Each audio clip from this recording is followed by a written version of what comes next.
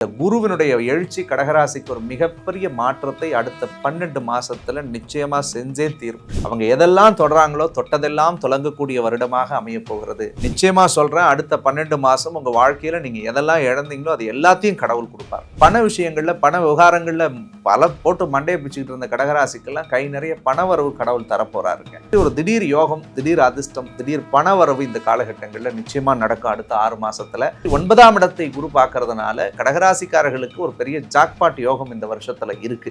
ஆன்மீக டாக்ஸ் நேயர்கள் அனைவருக்கும் வணக்கம். இன்னைக்கு நம்மளோட யாமிருக்க பயமே அருண் அவர் தான் இணைஞ்சிருக்காரு. அவர்கிட்ட ஜோதிட ரிலேட்டடா நிறைய விஷயங்கள் கேட்டு தெரிஞ்சுக்க போறோம். நிகழ்ச்சிக்கு போகலாம். சார் வணக்கம். சார் வணக்கம் சார். இப்பதான் குரு பெயர்ச்சி முடிஞ்சது, அப்புறம் சனி பெயர்ச்சியும் முடிந்தது. இந்த அடுத்த 6 மாசம் இந்த டாப் 3 ராசிகள் இந்த மாதிரியான சுப விஷயங்கள் அவங்களுக்காக காத்துட்டு இருக்கு. அவங்க எது தொட்டாலுமே தொடங்கும் அப்படின்ற மாதிரியான ஏதாவது கேட்டகரைஸ் இருக்கா?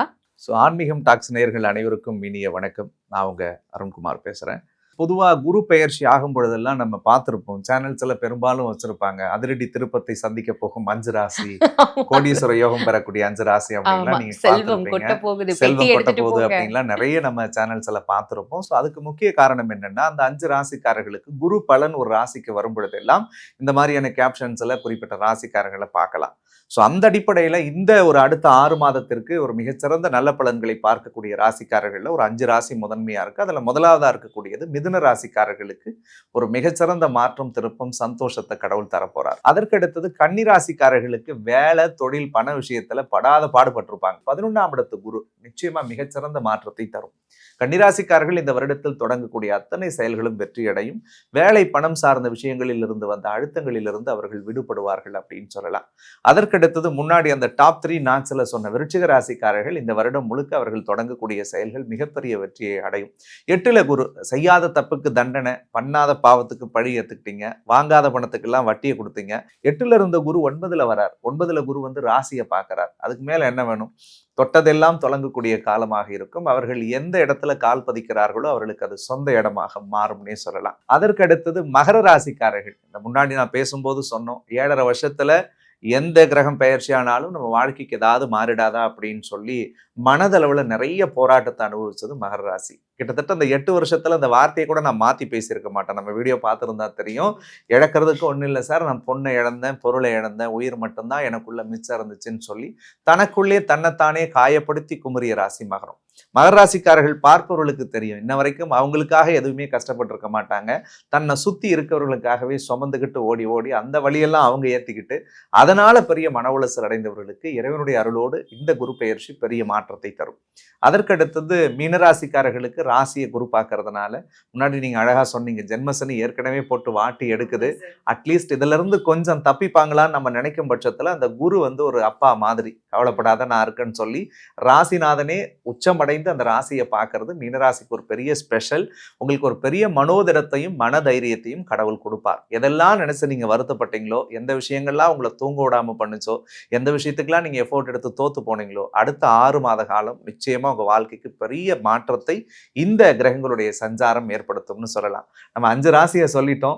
மற்ற ராசிக்காரர்கள்லாம் நமக்கு எதுவுமே பலன் இல்லையோ அப்படின்னு நினைச்சு நீங்க வருத்தப்பட வேணாம். குரு பார்க்கக்கூடிய இடத்தை பொறுத்து உங்களுக்குரிய பிரத்யேக பலன்களை 12 ராசிக்காரர்களுக்கும் நம்ம ஆன்மீக டாக்ஸ் வாயிலா வழங்குறதுல ரொம்பவே நான் சந்தோஷப்படுறேன். ஸோ உங்களுக்கான பலன்கள் தொடர்ச்சியா வருது. கடகம். அது மட்டும் இல்லாமல் நம்ம சிஎம் சார் வந்து இப்போது கடகம் வேற, அவருக்கு வேற நீச்சபங்க ராஜயோகம் இருக்குன்னு வேற சொல்லிட்டாங்களா. உடனே கொஞ்ச நாள் எல்லாருமே வந்து நான் எப்படி நீச்சபங்க ராஜயோகம் எப்படி என்னோட ஜாதகத்துக்கு கொண்டு வரணும் அப்படின்ற மாதிரி நிறைய விஷயங்கள் வந்து பேசப்படுது.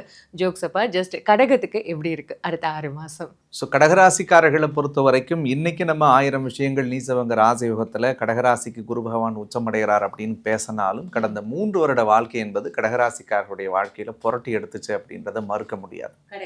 எஸ், அஷ்டமத்து சனி என்னைக்கு ஆரம்பிச்சு நடந்ததோ, சொல்ல முடியாத வழிகளையும் சொல்ல முடியாத ரணத்தையும் சொல்ல முடியாத சித்திரவதைகளையும் மனசுக்குள்ள சுமந்து வாழ்ந்தாங்க. தனிமையில படுத்து அழுத நாட்கள் கடகத்துக்கு ரொம்பவே அதிகம். ஸோ அப்படிப்பட்ட அவர்களுக்கு ஒரு மிகப்பெரிய மறுமலர்ச்சி, ஒரு மறுபிறப்பு, ஒரு மறு தெளிவை கொடுக்கக்கூடிய அடிப்படையில் இந்த குரு உச்சம் வந்திருக்கு அப்படின்னு சொல்லலாம். நீச்சபங்க ராஜயோகம் என்பது எப்படி கிடைக்கும்னு சொன்னா, நீச்சம் பெற்ற கிரகத்தோடு உச்சமான கிரகம் ஒரு ஜாதகனுக்கு இணையும் பட்சத்துல அவருக்கு நிலைக்கும் பெருவாழ்வு அப்படின்னு ஜோதிடத்துல ஒரு விதி இருக்கு. அப்போ நீச்சமான கிரகம் உச்சமான கிரகத்தோடு தொடர்பு பட்டா, உதாரணத்துக்கு இப்ப கடகராசியில் இருப்பவர்களுக்கு செவ்வாய் அந்த இடத்துல நீச்சம் அடைஞ்சிருக்கும். அப்ப செவ்வாயோடு இந்த குரு தொடர்பு படும் பட்சத்துல பார்க்கக்கூடிய அத்தனை நேயர்களுக்கும் அந்த நீச்சபங்க ராஜயோகம் வேலை செய்யும். அவர்கள் இது சுயஜாதகத்துல அது இருந்துச்சுன்னா. ஸோ அந்த நீச்சபங்க ராஜயோகம் இருந்துச்சுன்னா கடகராசிக்காரர்களுக்கு பல பாக்கியத்தையும், பல மாற்றத்தையும், பல திருப்பத்தையும் இந்த குரு நிச்சயமாக கொடுக்கும். அதுலேயும் குறிப்பாக அஷ்டம சனியால் கடகராசிக்காரர்கள் பட்ட எல்லா வலிக்கும் இந்த வருஷத்துல கண்டிப்பாக பெரிய தெளிவு இருக்கு மேடம். ஏன்னா கடந்த ஒரு வருட காலம் 12ஆம் இடத்துல குரு, 8ல் சனி, 8ல் ராகு, யாரை நம்புறது எதை நம்புறதுன்னு தான் ஒரு விரக்தியான வாழ்க்கை. பல பேர் நம்ம உறவுகள் தற்கொலை எண்ண வரைக்கும் கூட முயற்சி பண்ணியிருப்பாங்க. தவறுதலான முடிவு, தவறுதலான எண்ணம், தவறுதலான சிந்தனை, தவறுதலான மன உளைச்சல், மன அழுத்தம். என்னங்க நம்பி நம்பி ஏமாந்துட்டே இருந்தா கடவுள் யாருக்காக நம்ம வாழறன்னு ஒரு விரக்தி வரும் இல்லையா? அதை கடகராசி நிறைய அனுபவிச்சது. அப்ப எதை தொட்டாலும் தடையாவே இருந்தது. எந்த விஷயத்தை பத்தி பேசினாலும் பல கஷ்டத்தை மட்டுமே அனுபவிச்சுட்டு இருந்தோம். நம்ம யாரெல்லாம் நேசிக்கிறோமோ அவங்களே நமக்கு பெரிய வலியை கொடுத்துருப்பாங்க. குறிப்பா நம்ம ரத்த உறவுகள் நினைக்கிறவங்க கூட நமக்கு பெரிய பெரிய துரோகத்தை செஞ்சாங்களேன்னா கடகராசி வலியோட கஷ்டப்பட்டாங்க. ஆனா இந்த குருவினுடைய எழுச்சி கடகராசிக்கு ஒரு மிகப்பெரிய மாற்றத்தை அடுத்த 12 மாசத்துல நிச்சயமா செஞ்சே தீரும். அவங்க எதெல்லாம் தொடராங்களோ தொட்டதெல்லாம் தொடங்கக்கூடிய வருடமாக அமைய போகிறது. உடல் அளவிலும் உள்ளத்தளவிலும் கடகராசிக்காரர்கள் மிகப்பெரிய தெளிவை அடைவார்கள். சார் இந்த 3 வருஷம் நிறைய கஷ்டப்பட்டுட்டேன் சார், வாழ்க்கையில் இதெல்லாம் மாறவே மாறாது அப்படின்னு நினைச்சிட்டு இருந்த கடகராசிக்காரர்களே, நிச்சயமா சொல்றேன், அடுத்த 12 மாசம் உங்க வாழ்க்கையில நீங்க எதெல்லாம் இழந்தீங்களோ அது எல்லாத்தையும் கடவுள் கொடுப்பார். 6 மாசம் இல்ல 12 மாசம் உனக்கு கொடுக்கிறாரு. ஏன்னா குறிப்பா குடும்ப விஷயத்துல, குடும்ப விவகாரங்கள்ல கடகராசி நிறைய கஷ்டப்பட்டாங்க. பல பேர் ஃபேமிலி லைஃபை தொலைச்சாங்க, பல பேர் கல்யாணம் ஆகி டிவோர்ஸ் ஆகிருக்கும், பல பேர்த்துக்கு திருமணமே நடக்காம கஷ்டப்பட்டாங்க, பல பேர் தேவையில்லாத சொல் பழிக்க ஆளானாங்க. அந்த சிக்கல்கள் எல்லாமே சரியாகும். உறவுகளால ஏமாற்றப்பட்டவர்கள் விலகி போன உறவு இவங்களை தேடி வரும் இந்த காலகட்டங்கள்ல. அதே மாதிரி பண விஷயங்கள்ல, பண விவகாரங்கள்ல பல போட்டு மண்டையை பிச்சுக்கிட்டு இருந்த கடகராசிக்கெல்லாம் கை நிறைய பண வரவு கடவுள் தரப்போறாருங்க. அதே மாதிரி பொருளாதார முன்னேற்றம் இவர்களுக்கு இருக்கும். சமூகத்துல நல்ல அந்தஸ்து, நல்ல கௌரவம் கிடைக்கும். ஒரு சபையில போனா உங்களை மதிக்காதவங்க, ஓரமா நிக்க வச்சவங்களாம் கூட முதல்ல சேர் போட்டு உட்கார வைப்பாங்க கடகராசி இனிமேல். அந்த அளவுக்கான எழுச்சி இவர்களுக்கு கிடைக்கும். ஒரு புதிய தன்னம்பிக்கை, புதிய தைரியம், புதிய தெம்போடு வாழ்க்கையை அணுகுவாங்க. அதே மாதிரி கடகராசிக்காரர்கள் வீடு, மனை, தொழில் சார்ந்த விஷயங்கள்ல பெரிய பெரிய வெற்றிகளை குவிக்கக்கூடிய காலம். 5வது பார்வையா, முதல் பார்வையா குரு பார்க்கறதுனால புத்திர பாக்கியத்தை எதிர்பார்க்கக்கூடிய கடகராசிக்கு நிச்சயமாக அடுத்த 12 மாசத்துல குழந்தை பிறக்கும். அது முருகனே பிறக்கணும்னு நான் வேண்டிக்கிறேன். அந்த பிராப்தம் ஆண்டவன் அருளோடு அவர்களுக்கு இருக்கிறது. அதே மாதிரி ஒரு திடீர் யோகம், திடீர் அதிர்ஷ்டம், திடீர் பணவரவு இந்த காலகட்டங்கள்ல நிச்சயமா நடக்கும். அடுத்த 6 மாசத்துல 7வது இடத்தை குரு பார்க்கறதுனால கல்யாண விஷயங்கள்ல இருந்து வந்த பல பிரச்சனைகளுக்கு கடவுள் தீர்வை தருவார். இந்த 3 வருஷத்துல பல கடகராசிக்கு டிவோர்ஸ் ஆயிருக்கும், பல கடகராசிக்கு மனைவி தவறி இருப்பாங்க அல்லது கணவன் தவறி இருப்பாங்க, பல கடகராசிக்காரர்கள் ரிலேஷன்ஷிப் இல்லை அஃபேரில் போய் மாட்டி அசிங்கப்பட்டிருப்பாங்க, பல கடகராசிக்காரர்கள் போலீஸ் ஸ்டேஷன் போகாதவங்க போலீஸ் ஸ்டேஷன் போனாங்க, கோர்ட்டுக்கு போகாதவங்க கோர்ட்டு போய் நின்று இருப்பாங்க. ஸோ இதெல்லாம் அனுபவிச்சுட்டு நம்ம வாழ்க்கைக்கு மாறாதான் நினைச்ச கடகராசிக்கு கடவுளர்களோடு மகத்துவம் கிடைக்க போகுது. அப்போது திருமண வயசில் இருக்கிறவங்களுக்கு கல்யாணம் நடக்கும், கல்யாணம் ஆகி டிவோர்ஸில் இருக்கிறவங்களுக்கு திரும்ப ரீஜாயின் ஆகி அவங்க ரீயூனியன் ஆகி மறுபடியும் வாழ்க்கையை தொடங்குறதுக்குரிய வாய்ப்புகள் இருக்குது. சார் டிவோர்ஸ் ஆகிடுச்சு சார், அல்லது கணவர் மனைவி இல்லாமல் வாழ்ந்துட்டு இருக்கிறேன் சார், மறுமணத்துக்கு எதிர்பார்க்குறேன்னா கண்டிப்பாக மறுமணம் மனசுக்கு பிடிச்ச மாதிரி அமையும். ஸோ விலகியவர்கள் அத்தனை பேரும் விரும்பி வரக்கூடிய சூழலை கடகத்துக்கு இந்த 7ஆம் இடத்து குரு ஏற்படுத்தும். அதே மாதிரி 9ஆம் இடத்தை குரு பார்க்கறதுனால கடகராசிக்காரர்களுக்கு ஒரு பெரிய ஜாக்பாட் யோகம் இந்த வருஷத்துல இருக்கு. என்னன்னா அந்த 3 வருஷத்தோட வழியை 1 வருஷம் சரி பண்ணா அது பெரிய அதிசயம் தானே நமக்கு. உண்மையாவே இவ்வளவு கிரகநிலைகள் மாற்றத்தினால உங்களுக்கு இவ்வளவு நல்லது நடக்கும் போதே அது ரொம்ப அதுவே ஒரு ஜாக்பாட் தான். ஸோ கண்டிப்பா அந்த ஒரு ஜாக்பாட் கடகத்துக்கு கிடைக்க போகுதுங்க. குறிப்பா லாஸ்ட் பட் நாட் லீஸ்ட் கடகராசிக்காரர்களே ஒரு புதிய பட்டத்தையும் பதவியையும் பொறுப்பையும் புகழையும் இந்த வருஷம் உங்களுக்கு கடவுள் கொடுக்க போகிறார். நீங்கள் தொட்டதெல்லாம் தொடங்கக்கூடிய காலமாக இருக்க போகிறது. எந்த விஷயத்தெல்லாம் நீங்க தயக்கத்தோடு ஒதுங்கி ஒதுங்கி நின்னீங்களோ இனிமேல் தயவு கூர்ந்து அப்படி இருக்காதீங்க. இது உங்களுக்கான காலம். நீங்கள் எடுத்து வைக்கக்கூடிய ஒவ்வொரு அடியும் உங்க வாழ்க்கையில மிகப்பெரிய வெற்றிப்படியாக மாறும் அப்படின்றது தான் என்னுடைய ஒரு ஆழமான பதிவாக இருக்கு. கடகராசிக்காரர்கள் எந்த விஷயத்துல கவனமா இருக்கணும்னு சொன்னா, நவம்பர் 17க்கு பிறகு ராசியிலே கேது வரார், 7வது இடத்துல ராகு வராரு. கடகம் ஒரே ஒரு விஷயத்துல நீங்க ஜெயிச்சுட்டா வாழ்க்கையை ஜெயிச்சிருவீங்க. பர்சனல் லைஃப்ல மட்டும் ரொம்ப ஜாகிரதையா இருக்கணும். நிறைய தடுமாற்றங்கள் வரும். கொஞ்சம் பாசம் காட்டிட்டா போதும், இவங்க அப்படியே பைத்தியம் மாதிரி இருப்பாங்க.